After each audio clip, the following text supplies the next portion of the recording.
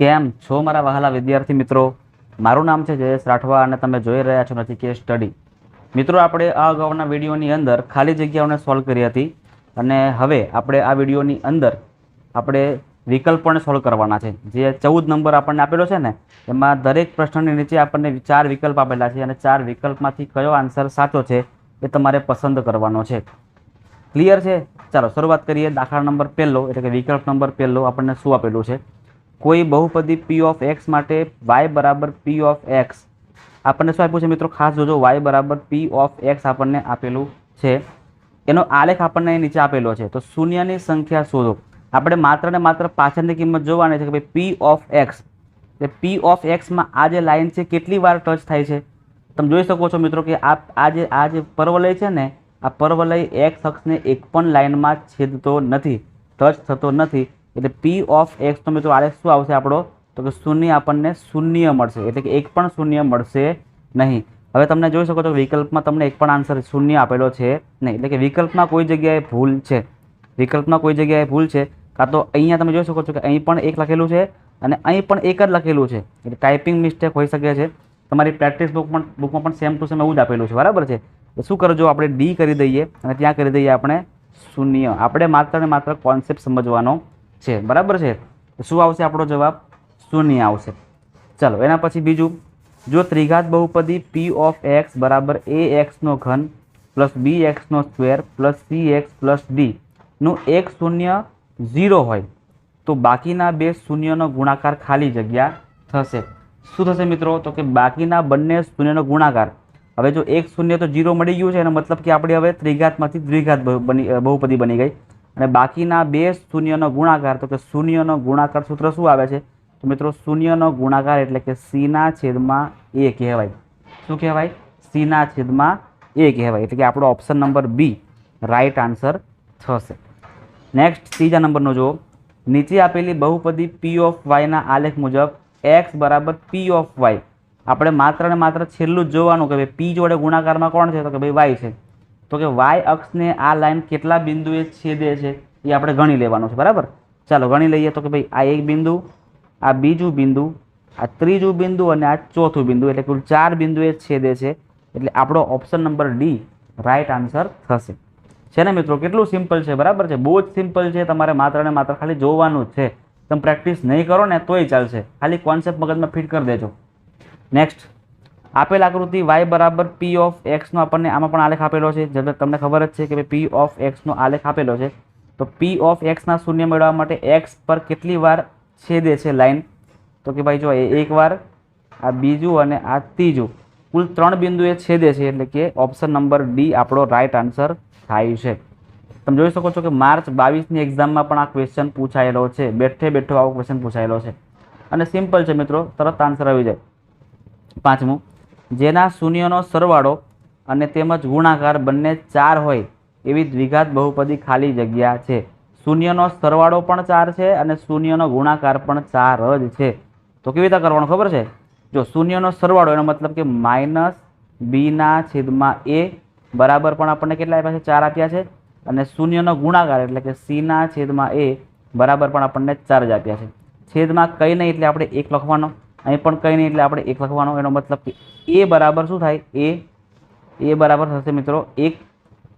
Minus b બરાબર 4 છે, minus આને આપી દેવાનું 4 નહીં, એટલે b બરાબર થશે આપણું -4 અને c બરાબર થશે આપણું આ 4 છે એટલે 4.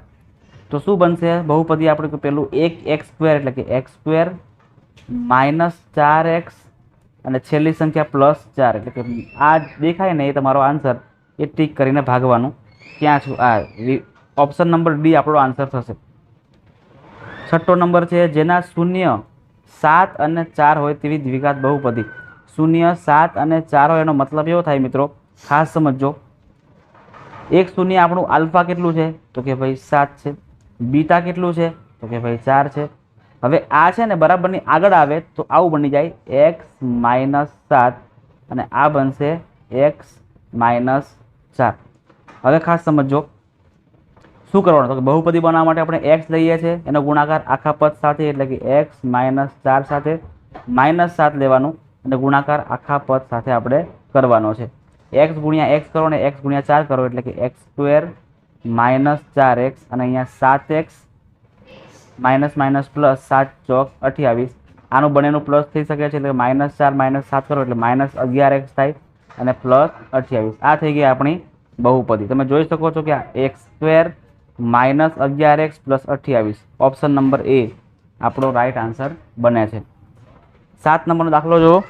દ્વિઘાત બહુપદી p ઓફ x બરાબર x square minus 3x plus 2 x square minus 3x plus 2 આ બહુપદીના શૂન્યનો ગુણાકાર શું થાય? તો કે ભાઈ શૂન્યનો ગુણાકાર એટલે શું કહેવાય? તો કે c ના છેદમાં a. c ની કિંમત કઈ? છેલ્લી કિંમત એટલે કે 2 લેવાની છે અને a ની કિંમત પહેલી એટલે કે 1 લેવાની છે. 2 ના છેદમાં 1 એને સિમ્પલ આપણે પ્રેમથી કહી દઈએ છીએ 2 એટલે કે 2 દેખાય ને એટલે ટીક કરીને ભાગવાનું. ચલો નેક્સ્ટ. આ ક્વેશ્ચન પર તમે જોઈ શકો છો કે માર્ચ 22માં પૂછાયેલો ક્વેશ્ચન છે બેઠે બેઠો. જો દ્વિઘાત બહુપદી p ઓફ x બરાબર ax square plus bx plus c ના શૂન્ય આલ્ફા અને બીટા હોય તો આલ્ફા બીટાનો ગુણાકાર શું થાય?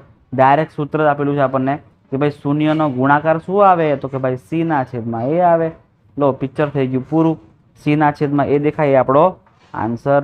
આ પણ પૂછાયેલો ક્વેશ્ચન છે માર્ચ 22ની અંદર. નેક્સ્ટ. બહુપદી p ઓફ x બરાબર x square plus 51x minus 150 ના બંને શૂન્યની સંજ્ઞા. તમને યાદ છે મિત્રો કે આપણે જ્યારે સ્વાધ્યાય 2.1 શીખ્યા હતા ને એમાં તમને મેં સમજાવ્યું હતું કે અવયવીકરણ કેવી રીતે કરવાનું. તમને ટોટલી બધું સમજાવ્યું હતું કે ભાઈ અવયવીકરણમાં ભાગ કેવી રીતે કરવાના, બરાબર છે, પછી માઇનસ પ્લસ કેવી રીતે મૂકવાનું. તો સેમ વસ્તુ છે કે ભાઈ જો લાસ્ટ કિંમત આપણી માઇનસમાં હશે, શું હશે? છેલ્લી કિંમત આપણી જો માઇનસમાં હોય ને તો બંને શૂન્યની સંખ્યા શું થશે? તો મિત્રો બંને શૂન્ય અલગ અલગ આવશે. એક પ્લસમાં હશે તો એક માઇનસમાં હશે, કાં તો પહેલું માઇનસમાં અને બીજું પ્લસમાં. એનો મતલબ કે વિરોધી હશે, સમાન હશે નહીં. કેવું હશે? વિરોધી હશે. ક્લિયર છે? ચાલો નેક્સ્ટ.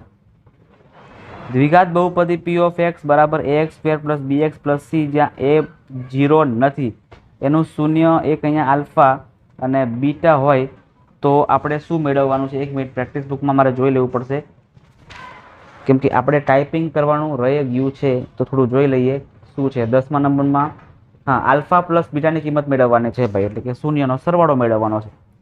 લખી દઈએ આપણે રકમમાં, ચેન્જ કરી દઈએ. આલ્ફા પ્લસ બીટા શૂન્યનો સરવાળો આપણે કરવાનો છે જ્યાં a ની કિંમત 0 નથી. અને સિમ્પલ વસ્તુ છે કે ભાઈ જો a બરાબર જો 0 થઈ જાય ને તો પછી દ્વિઘાત બહુપદી જ ના કહેવાય ને, એટલા માટે. ચલો શૂન્યનો સરવાળો સૂત્ર બધાને યાદ હશે ને? માઇનસ b ના છેદમાં a. માઇનસ b ના છેદમાં a દેખાય એ આપણો જવાબ. ઓપ્શન નંબર એ આપણો જવાબ થશે. ત્યાર પછી p ઓફ x બરાબર x square plus 4x plus 3નો આલેખ કેવો હશે? જો મિત્રો પહેલી કિંમત જે ખરી ને પહેલી કિંમત આપણી એક્સ સ્ક્વેરની કિંમત એ જો ધન સંખ્યા હોય ને તો હંમેશા ઉપરની તરફનો ખુલ્લો પરવલય આવે અને જો એક્સ સ્ક્વેરની કિંમત માઇનસમાં હોય તો નીચેની તરફનો ખુલ્લો પરવલય આવે. એટલે અહીંયા આપણો આન્સર બનશે ઉપરની તરફનો ખુલ્લો પરવલય. અને ખાસ મિત્રો આ ક્વેશ્ચનને ઇમ્પોર્ટન્ટ ક્વેશ્ચન લખી જ રાખજો. આવા ક્વેશ્ચન એક્ઝામમાં પૂછાય છે, બરાબર. આલેખના ક્વેશ્ચન મિત્રો આવી રીતે પૂછાય છે તમને. નેક્સ્ટ. બહુપદી p ઓફ x બરાબર 7 minus 5x square minus 3x square plus 9x નો ઘાત કેટલો થાય છે? હવે અહીંયા ખાસ જોજો મિત્રો, આપણને આખી બહુપદી આપેલી છે ને તો આ બહુપદીમાં અહીંયા 2 2 નહીં હોય, અહીંયા 3 હશે. 1 મિનિટ.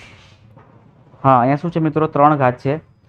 તો જે મોટી ઘાત હોય ને એ આપણી ઘાત કહેવાય. 5x ની ઉપર 3 ઘાત છે મતલબ કે 3 આપણો આન્સર થશે. ઘણા વિદ્યાર્થીઓ ખબર શું કરે છે? બધું ગણી કાઢશે. 3 ને 2 5 ને 1 6 એટલે 6 કરી નાખશે, બરાબર. તમારું ખોટું પડી જાય. જે આખી બહુપદીની અંદર મિત્રો જે ઘાત મોટા મોટી દેખાય ને એ બહુપદીની જ ઘાત કહેવામાં આવે છે. ચાલો નેક્સ્ટ દાખલા નંબર 13મો જોઈએ. સુરેખ બહુપદી p ઓફ x બરાબર 7x માઇનસ 4 નું શૂન્ય શું થાય? ચલો કરી દઈએ, કોઈ ચિંતા કરવાની જરૂર તમારે છે નહીં. p ઓફ x બરાબર 7x માઇનસ 4 માઇનસ 4 બરાબરની આગળ લઈ જાઓ કાં તો પાછળ લઈ જાઓ તો 7x બરાબર માઇનસ 4 નું પ્લસ 4 થઈ જાય. તો x બરાબર 4 અને 7 ગુણાકારમાં તો ક્યાં આવશે? છેદમાં. 4 ના છેદમાં 7 આપણો રાઈટ આન્સર થાય છે, એટલે ઓપ્શન નંબર બી. નેક્સ્ટ દાખલા નંબર 14મો અને છેલ્લો. p ઓફ x બરાબર 3x પ્લસ 5 જ્યાં એક્સ એ વાસ્તવિક સંખ્યા છે, બરાબર છે। એક્સ કેવી છે મિત્રો? વાસ્તવિક સંખ્યા છે। તો એ નો આલેખ કેવો બનશે એ આપણે ખાસ સમજવાનો છે। તો સૌથી પહેલા મિત્રો આપણે લખી દઈએ બહુપદી। બહુપદી સૌથી પહેલા લખી દઈએ આપણે, જોજો ખાસ 3x + 4 સોરી 3x + 5 બરાબર આપણે 0 કરી દઈએ છીએ। તો શું બનશે? તો કે 3x બરાબર અહીંયા -5 બનશે। તો x બરાબર -5/3। મિત્રો ડાયરેક્ટ x ની કિંમત આપણને મળી ગઈ છે -5/3, એટલે શું હશે મિત્રો? રેખા હશે। હવે તમને સિમ્પલ શોર્ટકટ આપી દઉં છું કે જ્યારે સુરેખ બહુપદી હોય ને, સુરેખ બહુપદી યાદ રાખજો, સુરેખ બહુપદી હોય તો હંમેશા શું આવશે ભાઈ? રેખા જ આવશે। અને દ્વિઘાત બહુપદી હોય ને તો શું આવશે? પરવલય આવશે। યાદ રાખી લેજો, દ્વિઘાત બહુપદીમાં પરવલય આવે, ત્યારે સુરેખ બહુપદીમાં રેખા આવે। ક્લિયર છે મિત્રો? તો અહીં આપણે બધી જ ખાલી જગ્યાઓ જે આપણને આપેલી છે બધા જ વિકલ્પો આપણે સોલ્વ કર્યા। તમારી મિત્રો એક્ઝામમાં પણ આવા વિકલ્પો પૂછાવાની શક્યતા ઘણી બધી છે। તો ખાસ આ બધી જ વસ્તુ તમે ખાસ સમજી લેજો, કોન્સેપ્ટને ક્લિયર કરી લેજો। લખશો નહીં ને તો ચાલશે, કારણ કે લખવાની કંઈ જરૂર આમાં છે નહીં, માત્ર ને માત્ર કોન્સેપ્ટ સમજી લેજો। વિડીયોને એવું તો 2 વાર જોઈ લેજો અને કોન્સેપ્ટને ક્લિયર કટ કરી નાખજો, તો તમને મિત્રો એક્ઝામમાં જરાય વાંધો આવશે નહીં। હવે મિત્રો આપણે માત્ર ને માત્ર ખરા ખોટા અને એક વાક્યના જવાબ જ બાકી રહ્યા છે, જે આપણે નેક્સ્ટ વિડીયોમાં કમ્પ્લીટ કરાવશું અને ચેપ્ટરને આપણે મસ્ત રીતે પૂરું કરાવી દઈશું। ક્લિયર છે મિત્રો? તો જેટલા પણ વિદ્યાર્થીઓ ચેનલ પર પહેલી જ વાર આવ્યા છે, વિડીયો પહેલી જ વાર જોઈ રહ્યા છે, એ ખાસ ચેનલને સબસ્ક્રાઇબ કરી નાખજો।